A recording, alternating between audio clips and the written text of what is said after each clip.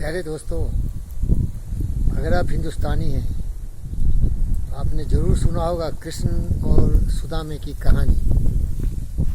कृष्ण और सुदामा एक साथ पढ़ते थे, एक साथ गाय चराते थे और दोनों में बहुत ही गहरी दोस्ती थी। लेकिन किस्मत और भाग्य अलग अलग था। कृष्ण तो राजा बन गए, लेकिन सुदामा अत्यंत गरीब हो गए। एक भिखारी का जीवन हो गया उनका, खाने पीने के लिए कुछ नहीं था। तो उनकी पत्नी ने बहुत अनुरोध किया कि कृष्ण जो राजा हैं वो आपके मित्र हैं, इसलिए कृष्ण के यहाँ जाइए तो आपके सारे दुख दूर कर देंगे। कृष्ण के यहाँ सुदामा पहुँचे।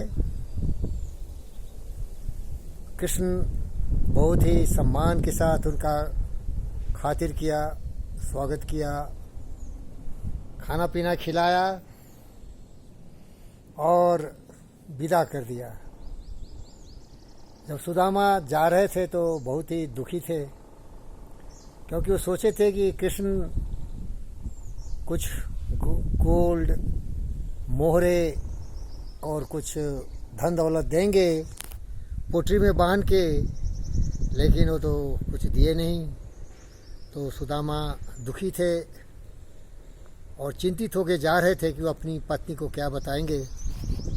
लेकिन जो अपने घर के पास आए तो वहाँ उन्हें बहुत विशाल एक भवन दिखाई दिया, तो जिसको सूरदास ने एक पद में लिखा, सुदामा मंदिर देख डरे। जब सुदामा वहाँ पहुँचे तो विशाल भवन देख के वो बहुत भयभीत हो गए और डर गए कि अरे भाई ये क्या हो गया। कृष्ण ने तो कुछ दिया भी नहीं और मेरा ज़मीन जायदाद का भी कब्जा कर लिया। लेकिन जब वहाँ गए तो देखे कि संतरी और प्रहरी उनके स्वागत में खड़े हैं। ये उदारता थी श्री कृष्ण की अपने प्रिय दोस्त सुदामा के लिए, और सुदामा को भी एक राजा बना दिए। प्यारे दोस्तों, ये तो इतिहास के पन्नों में लिखा हुआ है, सदियों बरस पुराना कहानी है। आधुनिक युग में भी ये हुआ है मेरे भाई। ये फ़कीर योगी वीरेंद्र योगी आपके सामने जो खड़ा है, वो यहाँ जीवी के विद्या निलया के प्रांगण से आपसे संवाद कर रहा है। और मेरी भी परिस्थिति कुछ सुदामा जैसी हो गई। मैं बहुत ही कल्पना शक्ति से प्रेरित व्यक्ति अपनी बच्ची को, विष्णु विशेष को, दुनिया का सबसे सर्वोत्तम टेनिस प्लेयर बनाना चाहता था। इसीलिए उसको सनसेज कसाल एकेडमी में भेज दिया। बार्सिलोना में थे, फिर वो चले गए फ्लोरिडा, और जितनी भी ज़िंदगी की कमाई थी सभी उसमें एक एक पैसे करके लगा दिए। और फिर हम अंग्रेजी में बोलते हैं ब्रोक हो गए, फ़कीर हो गए। मेरी पत्नी डॉक्टर वंदना झा कंपनी से रिज़ाइन कर दिए थे, एनएमडीसी से। एक बहुत ही उच्च पद पर आसीन थे और उन्होंने रिज़ाइन करके विष्णु विशेष के साथ उसका देख रेख करने के लिए, उसको प्रशिक्षण देने के लिए और उसे हमेशा आत्मविश्वास से पूर्ण रहने के लिए अपने ज़िंदगी की हर कुर्बानी दे दी।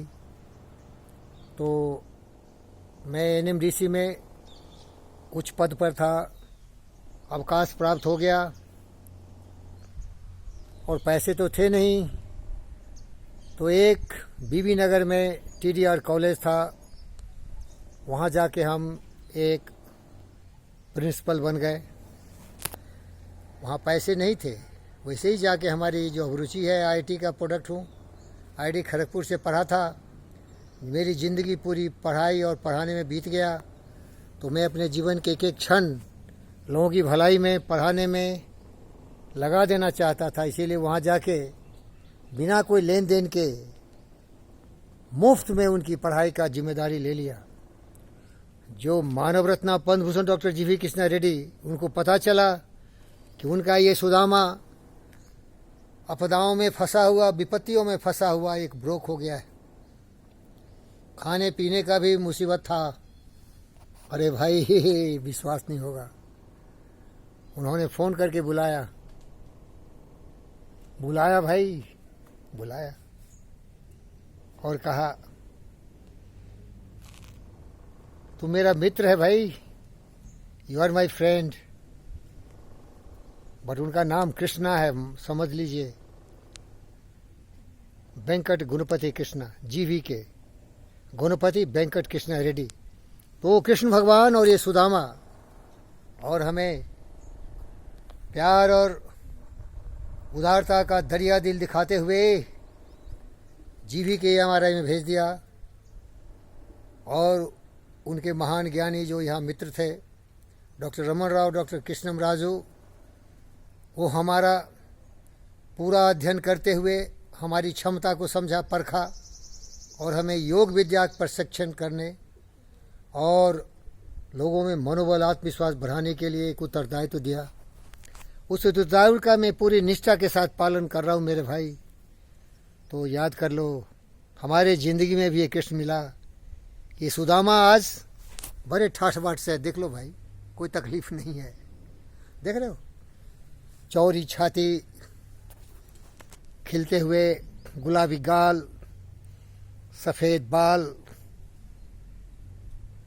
बलवान भुजदंड, आत्मविश्वास से पूर्ण, मानवता के कल्याण के लिए समर्पित जीवन, अश्रु श्वेत रक्त से लथपथ, हमेशा कर्मवीर पुरुषोत्तम, लोगों की सेवा करते हुए, लोगों में प्रेरणा का स्रोत बनते हुए, उनको एक महान राष्ट्र निर्माता के रूप में, एक महान कार्यकर्ता जीवी के इमारे के रूप में अपने जीवन को समर्पित किया है। जय हो गुरुदेव, जय श्री कृष्णा, हरे कृष्णा हरे रामा, हरे कृष्णा हरे रामा। दो हमें मिले यहाँ, श्री कृष्ण ने मुझे